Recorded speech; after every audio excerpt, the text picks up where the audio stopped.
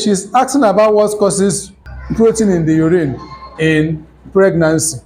Protein in the urine is one area, but it's a very important area in pregnancy.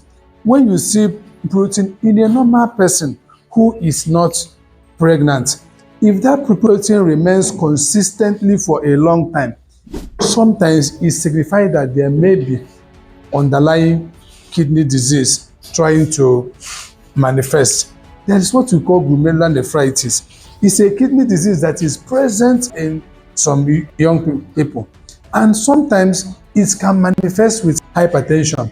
And instead of tracking down the cause of the hypertension, most people start taking antihypertensive. In fact, that urinalysis is a very important test to do. It's even more important than the kidney function test itself.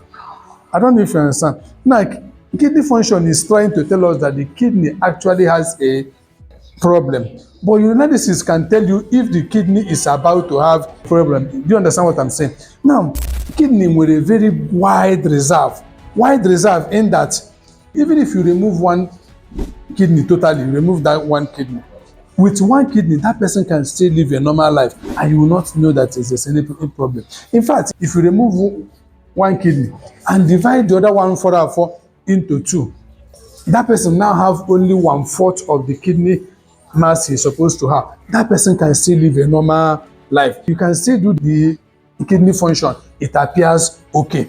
But if you do urinalysis at that time, you will always find the traces for kidney injury. And that time you can start preventing it. But anytime you do kidney function test and the kidney function test becomes abnormal, some people will come and tell you, is it one kidney that is affected or two?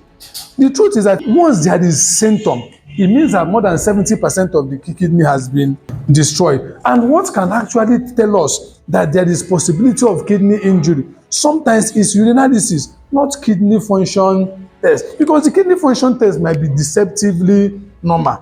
And one of the things we find in this urinalysis that will tell us that yes, there is possibility that Onya is about to have a kidney issue is actually urinalysis. If you see protein in the urine, and especially 2 proteins or more, that means there is an issue.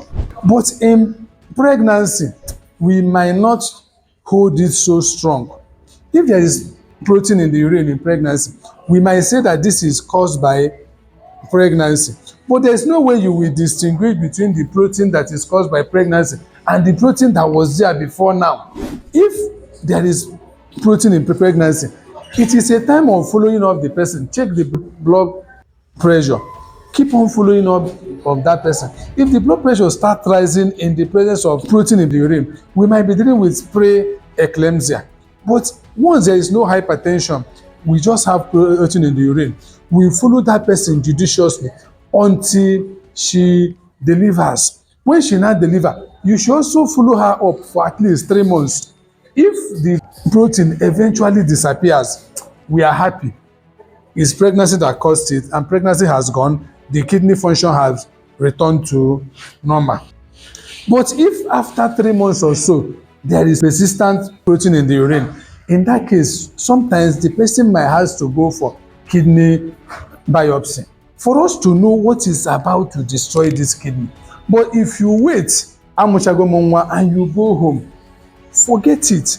By the time that person is coming back again, the kidney might have been destroyed beyond repair. And once it reaches that point, there is practically no other thing you can do, if not dialysis or kidney transplant. But whenever we realize that there is protein in the urine, that person's journey here does not even end after 6 weeks of delivery. Most women here, that day they leave the labor room, you will not see them again, except they come to circumcise their child or have their hip open to. Some of them will not even come for 6 weeks to check.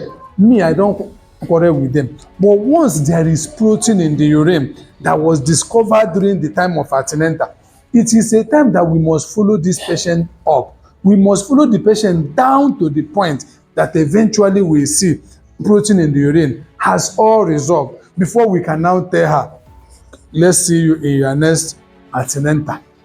But all name with protein, we have to follow the person. Again, is that when we talk about this kidney health, I saw somebody came to the clinic one day and brought a drug they wrote kidney defense. Now, the best thing that will prevent kidney problem in our environment, the best drug that prevents kidney problem, who knows about that? The best drug is water.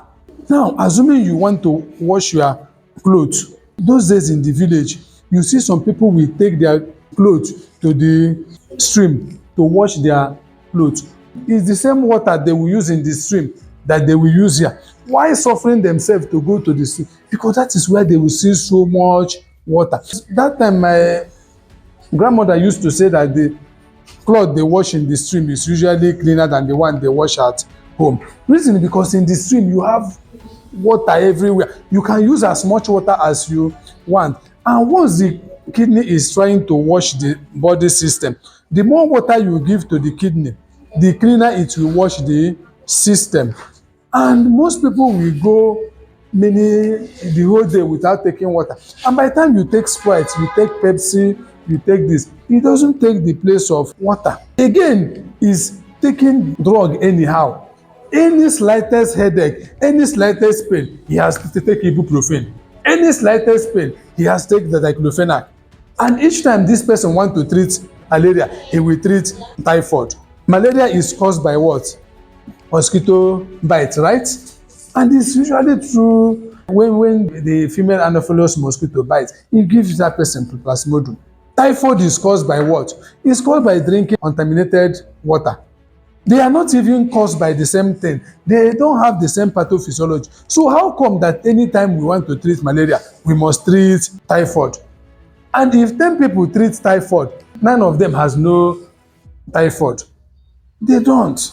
You will see a woman will bring a child that is not up to 1 year, a child that is 3 months, 4 months. You will ask that woman, she will say she have treated malaria and typhoid. He decided to bring the baby to the hospital. The question is why typhoid? And most times somebody will have malaria, he has gone to test and he has malaria, no doubt.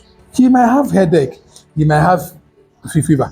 It is expected that that first dose of anti-malaria, the first dose, you can take it with paracetamol. The first dose, because there is headache and there is fever.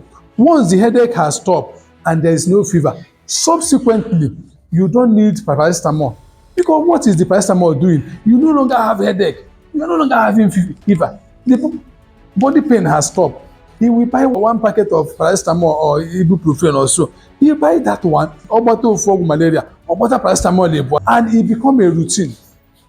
It's not like that. Once you want to take drug, you must be sure that this drug we are taking is justified. It's not a business as usual. Everybody must take or go typhoid anytime you take anti-malaria.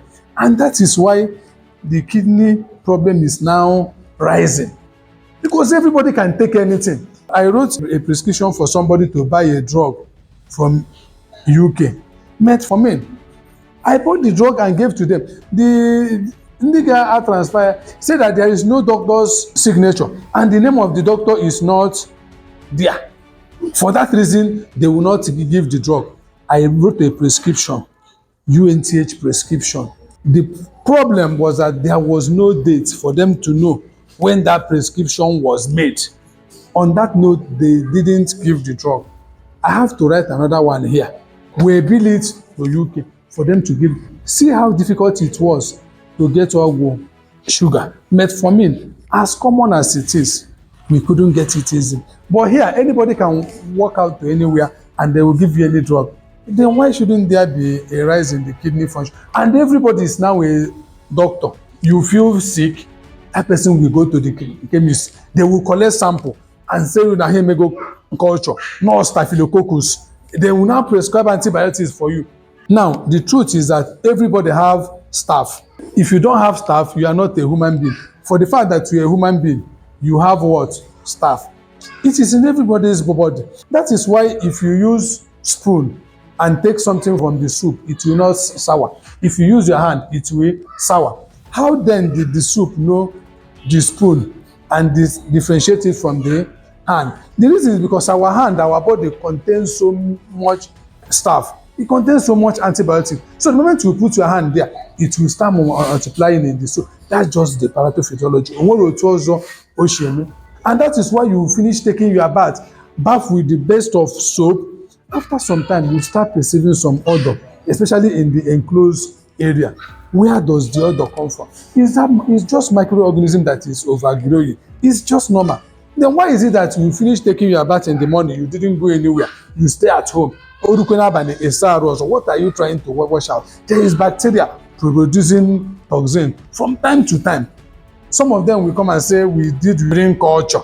I say, where is the urinalysis? Where is the microscopy? And you don't have microscopy, you don't have, they will not tell me it grows staphylococcus and is sensitive to this. You will see the chemist man or you see the lab man prescribing antibiotics, injection to be given to a patient. And tomorrow that person will come and tell you, you are having kidney issue. Why shouldn't you have kidney issue? So usually, protein in the urine is a very important topic. In fact, if I decide to talk about proteinuria today, we will not finish it even in the next 6 hours. But as important as it is, some people will see it and pass by. But once it's happening in pregnancy, usually without hypertension or so, we might not hold too much water.